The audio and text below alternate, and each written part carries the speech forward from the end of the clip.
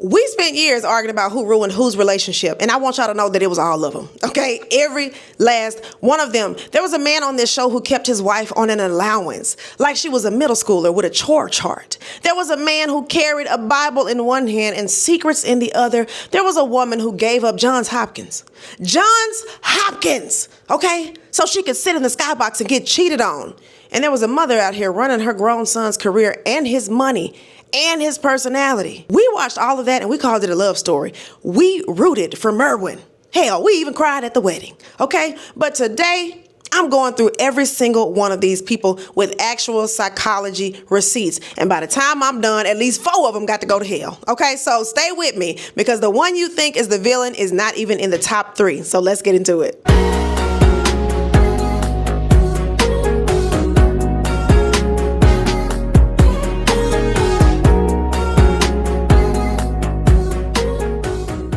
What's up, everybody? It's your girl, Indeskribeabull, aka Geraldine Lake, and I'm back with another video about the toxic relationships on the game. Let me start with Jason Pitts, the penny pincher.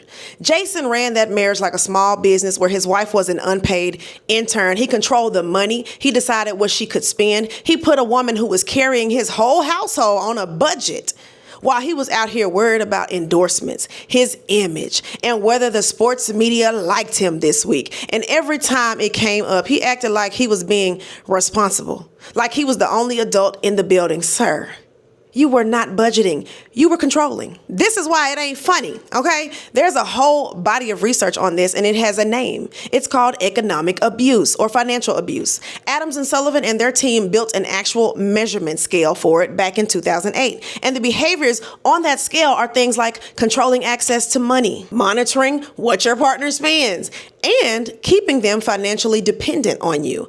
Not violence, not yelling, just money. And the widely cited number from the domestic violence field is that financial control shows up in almost every abusive relationship, which is why advocates now say the money is usually the first form of the prison. And notice what it did to his wife, Kelly. She could not leave comfortably because leaving meant starting from zero while he kept the house, the name, and the network. That's not a marriage, y'all. That's a hostage situation. And Jason, you can go to hell. Okay, but wait, because it gets better. Because the second she did get out and get her own money and her own show, suddenly this man had opinions. Suddenly he was concerned. Suddenly he wanted to talk. Because now he cares so much about his kid being negatively influenced when he basically ignored her throughout her entire childhood. Money wasn't just how Jason controlled the entire household.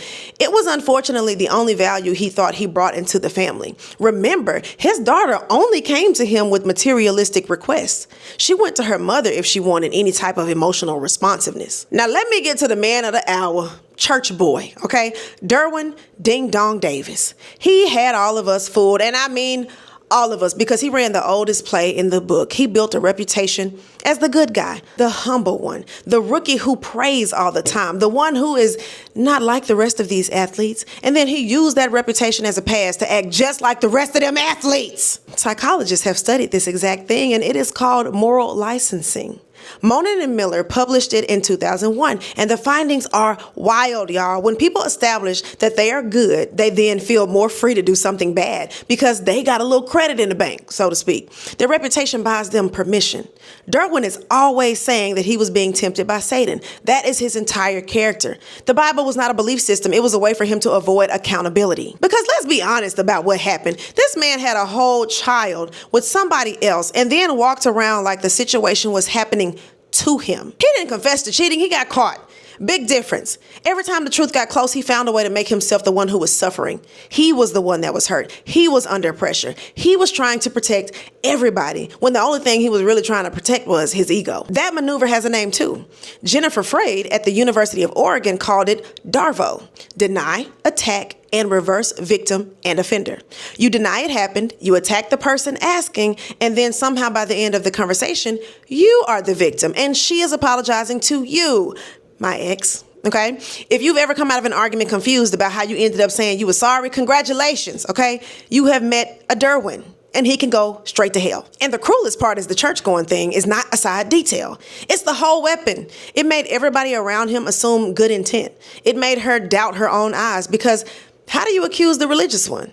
How do you accuse the one who prays before every game? That's not innocence. That's camouflage. Now, my people, I love girl Melanie. But what kind of bird brain? Okay, she got into Johns Hopkins. Do you understand what that is? That is generational. That is your mama telling strangers at the grocery store. And she folded it up and put it in her purse so she could follow a rookie to San Diego and audition for a spot in his life. And then she spent seasons doing the thing that makes me want to just lay down and die, y'all. She competed. Not even with Derwin. She competed with other women. She kept score against the wives, against Dion, his publicist. She kept score against Jana over having his first baby.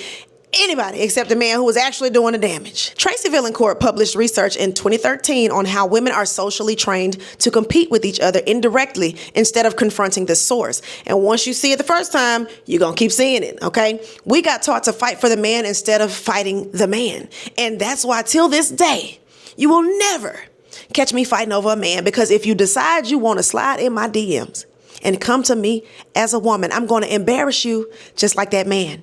Girl, you can have him, okay? I'm not competing with nobody for nothing. And I sure as hell ain't begging a man for a place in his life. Either you want this or you don't. And if you can't choose between me and somebody else, I'm going to make it very simple for you. Pick her, okay? So why did Melanie stay? 2 reasons, and they both have names. One is the sunk cost fallacy. Arks and Bloomer proved in 1985 that the more you have already put into something, the harder it is to walk away, even when staying is clearly worse. She didn't just have feelings invested, she had a medical degree invested. Walking away would have meant admitting what she gave up was for nothing, because it was, okay? So she stayed to protect her ego. Number 2 is cognitive dissonance. When your behavior and your beliefs don't match, your brain will not change the behavior, it will change the belief. So instead of, I'm with a liar, it becomes, he made a mistake. She trapped him. It was a hard time for him. Your mind will write him a whole defense for free. Now here's where I'm gonna lose some of y'all, and I really don't care, okay? Janae was not the villain. All right, Janae fell in love with a loser, okay? She didn't make no vows. She was not hiding the truth from someone she claimed to love. She was single. He was the one with the double life, and he ran the same soft church boy routine on her that he ran on everybody else. She got the same lies. But the internet and the show, and honestly, all of us, we aimed our frustrations at her, okay? We do this every time. We honestly thought that Janae was a threat to our Melanie and Derwin happily ever after fantasy. Well, at least for a little while. You know, it got to a point where I just got sick of Derwin and I wanted Melanie to just go the hell home. Okay, just go to your parents, child, because this is a waste of everybody's time. And then Janae had a baby and got treated like a plot twist, like a scheduling conflict. That's a person. That's a child. She got called every name in the comment section while Derwin got a redemption story. Now, am I saying she was perfect? No. But she was the least guilty person in this triangle, and she caught the most smoke. Now let's talk about the actual love story of this series, because it wasn't any of these couples. It was actually a mother and her son. Tasha Mack had Malik right at a very young age, and instead of that gap closing over time, it collapsed completely until she was not raising him. She was partnered with him. She was his mother, his manager, his hype man, his crisis team, and his defense attorney. Structural family therapy has a word for when the wall between parent and child disappears like that. It's called enmeshment. There is also research on parentification, which is what happens when a kid gets pulled into an adult role too early and starts functioning as a partner instead of a child. That's why Malik could never become a whole man. Nobody ever made him. Every time he made a mess, somebody else cleaned it up. Every time he crashed, somebody caught him. And it was usually Tasha. Consequences never got to reach him, but consequences are how real adults develop. And Tasha, I love you. I do. But you weren't helping him. You were preserving him.